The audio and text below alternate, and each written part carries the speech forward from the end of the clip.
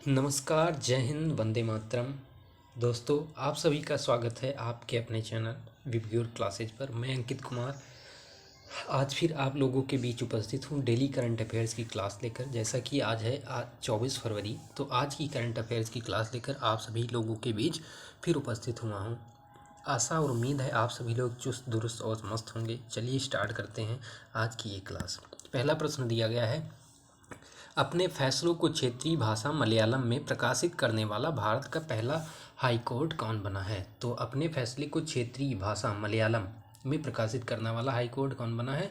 तो केरल। केरल इसका right answer हो गया। चलिए इसके देखते हैं कुछ इंपॉर्टेंट पॉइंट को। केरल के बारे में जानते हैं। केरल उच्च न्यायालय, इसकी स्थापना होती है 1956 में। मुख्य पीठ इसकी कोच्चि में स्थित है।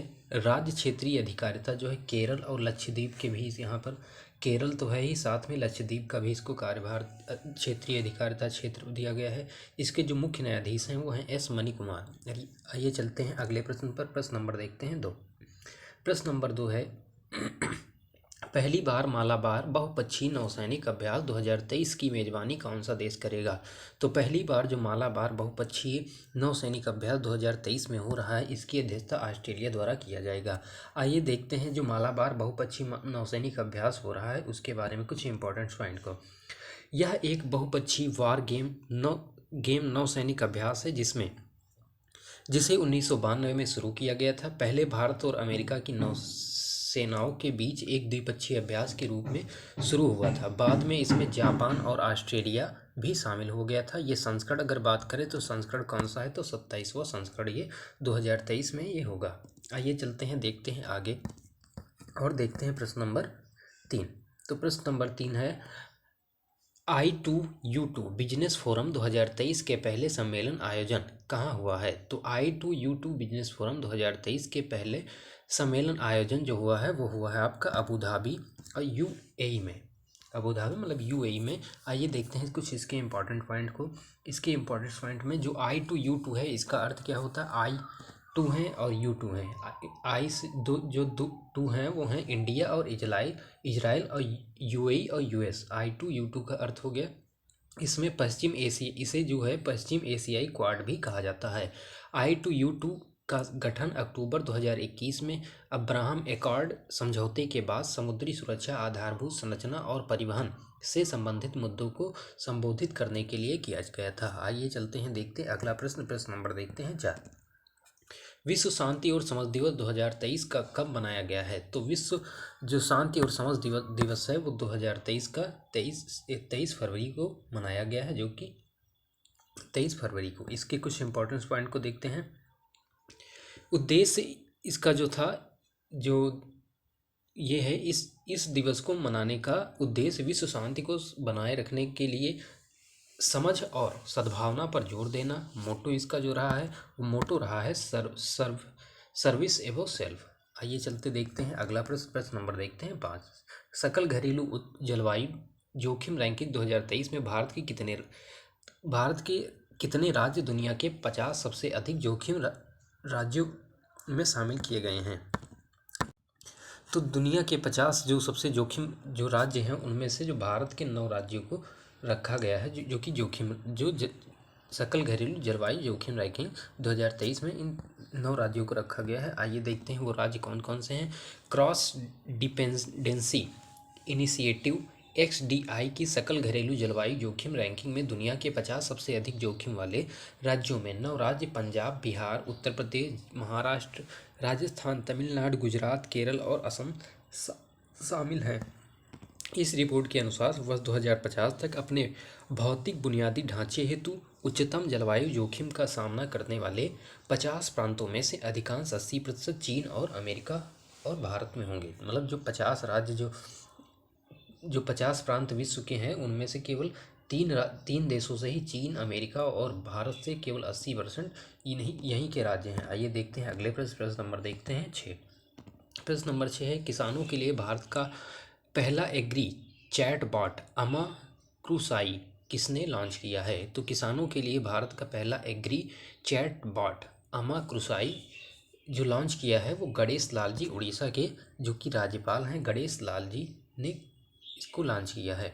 आइए देखते हैं अगला प्रश्न। प्रश्न नंबर देखते हैं 7। प्रश्न नंबर 7 है, Modi shaping a global order in flux नामक पुस्तक के लेखक कौन हैं?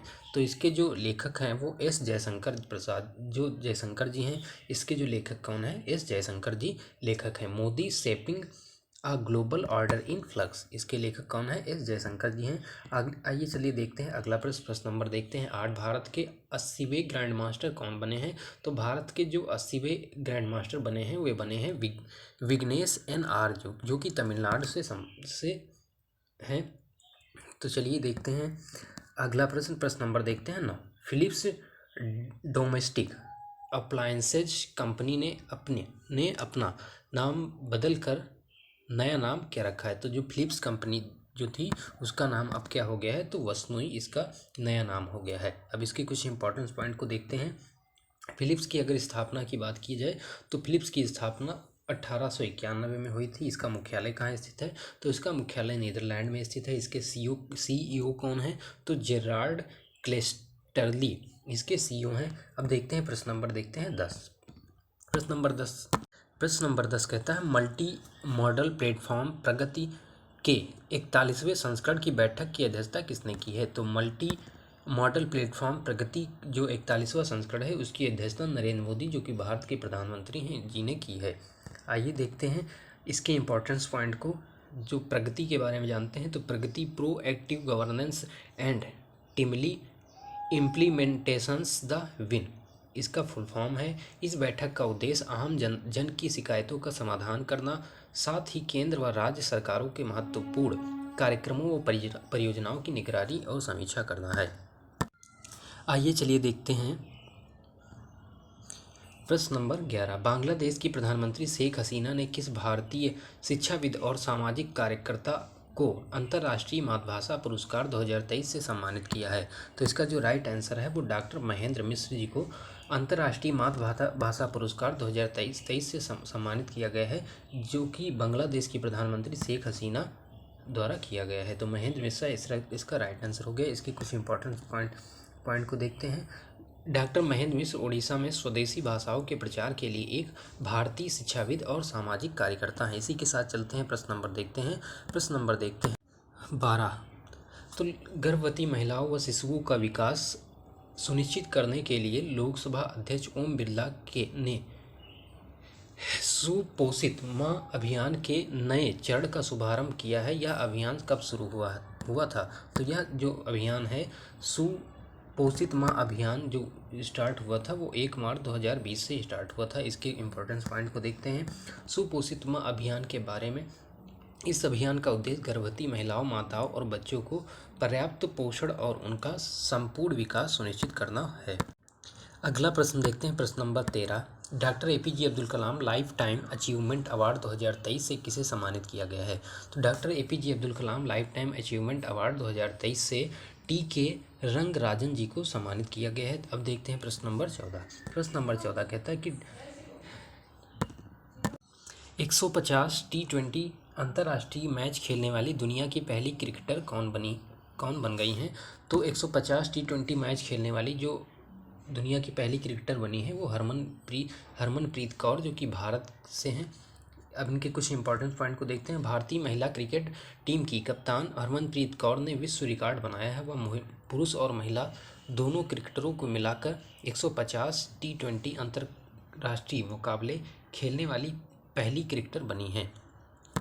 इसी के साथ देखते हैं प्रश्न नंबर 15। प्रश्न नंबर 15 कहता है विश्व स्काउट दिवस 2023 कब मनाया गया है? तो विश्व स्काउट दिवस जो 2023 है वो 22 फरवरी को मनाया गया है। इसके कुछ इंपॉर्टेंट पॉइंट को कवर करते हैं। यह दिवस स्काउटिंग के संस्थापक रॉबर्ट बैडन पावेल और उनकी पत्नी ऑलवेल बैडन पावेल की जयंती के उपलक्ष्य में मनाया जाता है। थीम क्या रही है? तो our world our equal future, the environment and gender equality. अब देखते हैं इसी के साथ अब इसका रिवीजन कर लेते हैं। जितने 15 प्रश्न अभी हम लोगों ने पढ़े हैं उसकी अब रिवीजन करते हैं। चलिए देखते हैं रिवीजन। अपने फैसलों को क्षेत्रीय भाषा मलयालम में प्रकाशित करने वाला भारत का पहला हाई कोर्ट कौन सा बना है? तो जैसा कि अभी पीछे बताया गया है कि केरल हाई कोर्ट बना है। दूसरा प्रश्न था, पहली बार मालाबार बहुपक्षीय नौसैनिक अभ्यास 2023 की मेजबानी कौन देश करेगा? तो ऑस्ट्रेलिया देश करेगा। इसका संस्करण कौन सा है? तो 23वां संस्करण है। तीसरा प्रश्न था, I2U2 बिजनेस फोरम 2023 के पहले सम्मेलन आयोजन कहाँ हुआ है? तो अबू धाबी UAE में हुआ है। I2U2 का अर्थ क्या है? इंडिया, इजराइल, UAE और US। इसका फुल फॉर्म है विश्व शांति। अगला प्रश्न जो 4 नंबर था, विश्व शांति और समझ दिवस 2023 कब मनाया गया है? तो 23 फरवरी को मनाया गया है। इसका मोटो को रहा है क्या रहा है? तो मोटो सर्विस सेवाओं सेल्फ रहा है। ये देखते हैं जो प्रश्न नंबर अभी कवर किया गया है 5 नंबर। तो 5 नंबर प्रश्न था, सकर घरेलू जलवायु जोखिम रैंकिंग 2023 में भारत के कितने राज्य दुनिया के 50 सबसे अधिक जोखिम वाले राज्यों में शामिल किए गए हैं? तो इसका जो राइट आंसर है वो 9 इसका राइट आंसर हो गया। अब देखते हैं जो प्रश्न नंबर था हमारा 9 नंबर, राज्य वो कौन कौन से थे? उनमें जो 9 राज्य भारत से हैं तो राज्य थे पंजाब, बिहार, उत्तर प्रदेश, महाराष्ट्र, राजस्थान, तमिलनाडु, गुजरात, केरल और असम उसके राज्य थे। 6 नंबर प्रश्न देखते जो था, किसानों के लिए भारत का पहला एग्री चैटबॉट अमा कृसाई किसने लॉन्च किया है? तो गणेश लाल जी जो कि उड़ीसा के राज्यपाल हैं, उन्होंने लॉन्च किया है। अगला प्रश्न जो था 7 number, Modi shaping a global order in flux नामक पुस्तक के लेखक कौन है? तो एस जयशंकर प्रसाद जी हैं। अगला प्रश्न जो था 8 नंबर, भारत के 80वें ग्रैंड मास्टर कौन बने हैं? तो विघ्नेश NR जी बने हैं जो कि तमिलनाडु से हैं। फिलिप्स। अगला प्रश्न था 9 number, Philips domestics appliances company ने अपना नाम बदलकर नया नाम क्या कर दिया है? तो वर्षनी इसका नया नाम हो गया है। जो प्रश्न नंबर 10 था, मल्टी मॉडल प्लेटफॉर्म प्रगति के 41वें संस्करण की बैठक की अध्यक्षता किसने की है? तो नरेंद्र मोदी जो कि भारत के प्रधानमंत्री हैं ने की है। अगला प्रश्न जो 11 नंबर है, बांग्लादेश की प्रधानमंत्री शेख हसीना ने किस भारतीय शिक्षाविद और सामाजिक कार्यकर्ता को अंतर्राष्ट्रीय मातृभाषा पुरस्कार 2023 से सम्मानित किया है? तो डॉक्टर महेंद्र मिश्रा जी को इस पुरस्कार से सम्मानित किया गया है। इसी के साथ चलते हैं, देखते हैं प्रश्न नंबर जो 12 था, गर्भवती महिलाओं व शिशुओं का विकास सुनिश्चित करने के लिए लोकसभा अध्यक्ष ओम बिरला के लिए सुपोषित मां अभियान के एक नए चरण का शुभारंभ किया है। यह अभियान कब शुरू हुआ था? तो 1 मार्च 2020 को इसकी शुरुआत होती है। अगला प्रश्न जो 13 नंबर था, doctor APJ Abdul Kalam life time achievement award 2023 से किसे सम्मानित किया जाएगा? तो TK रंगराजन जी को सम्मानित किया जाएगा। तो अगला प्रश्न जो 14 नंबर था, 150 T20 अंतर्राष्ट्रीय मैच खेलने वाली दुनिया की पहली क्रिकेटर कौन बन गई हैं? तो हरमनप्रीत कौर जी बन गई हैं जो कि भारत की कप्तान हैं। अगला प्रश्न जो 15 नंबर था, विश्व स्काउट दिवस 2023 कब मनाया गया? तो विश्व स्काउट दिवस जो 2023 है वो मनाया गया 22 फरवरी को। थीम रही है our world our equal future in the environment and gender equality. इसी के साथ आज की क्लास समाप्त होती है। आप लोगों को ये क्लास कैसी लगी कमेंट बॉक्स में कमेंट करके ज़रूर बताइएगा और चैनल को सब्सक्राइब कर लीजिए और बेल आइकन को ऑन कर लीजिए। इसी के साथ क्लास समाप्त होती है। धन्यवाद।